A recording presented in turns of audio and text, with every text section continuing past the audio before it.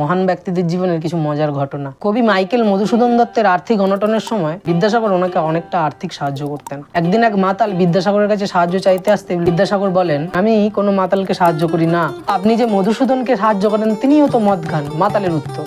তখন বিদ্যাসাগর উত্তর দেন, ঠিক আছে, আমিও তোমাকে মধুসূদনের মতোই সাহায্য করতে পারি, কিন্তু তুমি তার আগে একটি মেঘনাথবধ কাব্য লিখে আনো। অনেক বছর আগেকার কথা, সেই সময় আমেরিকান ট্রেনগুলো অনেক ধীর গতিতে চলতো, লেট করতো ঘন্টার পর ঘন্টা। সকাল 8টার ট্রেন রাত 8টায় আসবে কিনা সে বিষয়ে সবাই থাকতো সন্দিহান। এমনই এক সময় বিখ্যাত রম্য সাহিত্যিক মার্ক টোয়েন একবার কোথাও যাওয়ার জন্য ট্রেনে চেপে বসেছিলেন। কিছুক্ষণ পর কামরায় উঠলো টিকিট চেকার। মার্ক টোয়েন গম্ভীর মুখে চেকারের দিকে একটা হাফ টিকিট বাড়িয়ে দিলেন। চেকারের প্রশ্ন, কি মশাই আপনি হাফ টিকিট কেটেছেন কেন? গোঁফ, মাথায় চুল সবই তো সাদা, আপনি কি জানেন না 14 বছরের বেশি হয়ে গেলে হাফ টিকিট চলে না? মার্ক টোয়েনের জবাব, যখন ট্রেন চড়েছিলাম তখন তো বয়স 14ই ছিল।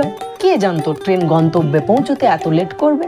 পৃথিবী সূর্যের চারপাশে ঘুরছে এই সম্পর্কে একবার বক্তৃতা করেছিলেন বার্ট্রান্ড রাসেল। বক্তৃতার মাঝখানে দাঁড়িয়ে এক বৃদ্ধ লোক রাসেলের কথার প্রতিবাদ করলেন। ওহে তরুণ, তুমি বেশ বুদ্ধিমান, এতে কারো সন্দেহ নেই। পৃথিবী যে চ্যাপ্টা তা কচ্ছপের পিঠে করে বয়ে বেড়াচ্ছে তা মনে করেছে আমরা জানি না? রাসেল বৃদ্ধের কথা শুনে অবাক হলেন। রাসেল প্রশ্ন করলেন, ঠিক আছে, এবার আপনি বলুন তাহলে এই কচ্ছপটা কিসের উপর দাঁড়িয়ে রয়েছে? বৃদ্ধ একটু ঘাবড়ে গিয়ে বলেন, হ্যাঁ, আমি আপনাকে বলি আর আপনি সেটা শিখে ফেলুন, তা আমি কিন্তু হতে দেবো না। শান্তিনিকেতনের অধ্যাপক নেপাল রায়কে একবার রবীন্দ্রনাথ লিখে পাঠালেন, আজকাল আপনি খুব কাজে ভুল করছেন, এটা খুবই গর্হিত অপরাধ, এজন্য কাল বিকেলে এসে আমার এখানে আপনাকে দণ্ড নিতে হবে। চিন্তিত শঙ্কিত নেপাল বাবু পরের দিন শশবস্ত্র হয়ে কবির কাছে উপস্থিত হলেন। আগের রাতের দুশ্চিন্তায় তিনি ঘুমাতে পারেননি। এখনো তাকে কিছুক্ষণ উৎকণ্ঠার মধ্যে বসিয়ে রেখেছে কবিগুরু। অবশেষে পাশের ঘর থেকে একটি মোটা লাঠি হাতে নিয়ে আবির্ভূত হলেন কবিগুরু। নেপাল বাবুর ভয় তখন কাণ্ডজ্ঞান লুপ্ত প্রায়। তিনি বললেন, সত্যি বুঝি লাঠি তার মাথায় পড়বে? কবি সেটি বাড়িয়ে দিয়ে বললেন, এই নিন আপনার দণ্ড।